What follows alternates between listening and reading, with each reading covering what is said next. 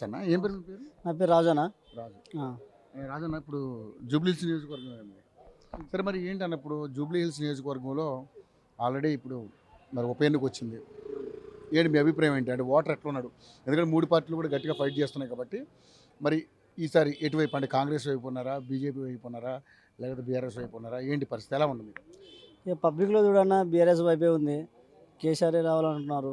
జూబ్లీస్ ఖచ్చితంగా ఇది రాష్ట్రానికి మొత్తం పెద్దగా జూబ్లీస్ నియోజకవర్గాన్ని ఈ ఉప బాగా చూస్తున్నారు కాబట్టి 100% బీఆర్ఎస్ఏ గెలుస్తుంది. ఎందుకంటే కాంగ్రెస్ ప్రభుత్వం ఏం చేసిందన్న, వచ్చిన హైదరాబాద్ తీసుకొచ్చి ఇంట్లో ఉన్న పేదలు ఇనుగులు కొడుతున్నారు. మహాలక్ష్మి పథకం కింద 2500 ఇస్తామని చెప్పేసి మోసం మాటలు చెప్పి ఓట్లు వేసి గెలిపించుకున్నారు.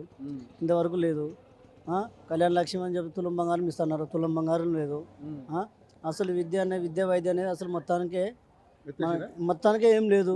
మాకు అప్పుడు బస్తీ దవాఖాన చిన్న జ్వరం వచ్చినా ఏదైనా వచ్చినప్పుడు అసలు వానాకాలం అయిపోయింది, పెద్ద జ్వరాలు వచ్చి డెంగ్యూ జ్వరాలతో పిల్లలు బాధపడుతూ హాస్పిటల్ పోయి చూసుకునే పరిస్థితి అయితే లేదు. కార్పొరేట్ హాస్పిటల్లో చూసుకునే పరిస్థితి అయితే లేదు. అప్పుడు బస్తీ దవాఖాన ఉండే పోతుండే, గోళీలు ఇస్తుండే, చూస్తుండే, దగ్గర అవైలబుల్ డాక్టర్ ఉంటుండే, ఏమైనా కూడా పోయి చూపించుకుంటుండే. అది లేదు ఇప్పుడు. ఎందుకంటే ఇప్పుడు నా మాగంటి గోపీనాథ్ గారు చనిపోయిన తర్వాత వాళ్ళ మిస్సెస్కి ఇచ్చారు టికెట్.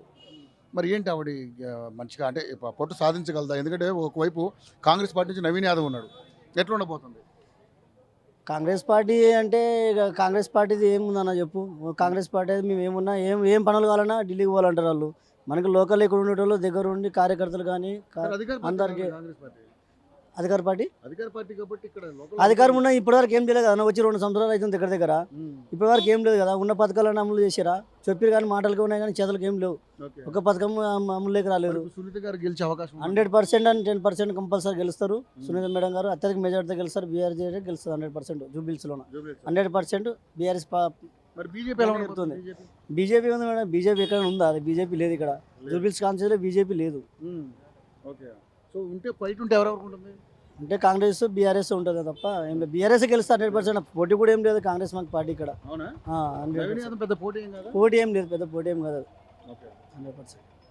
థ్యాంక్ యూ అన్న, థ్యాంక్ యూ సో మచ్.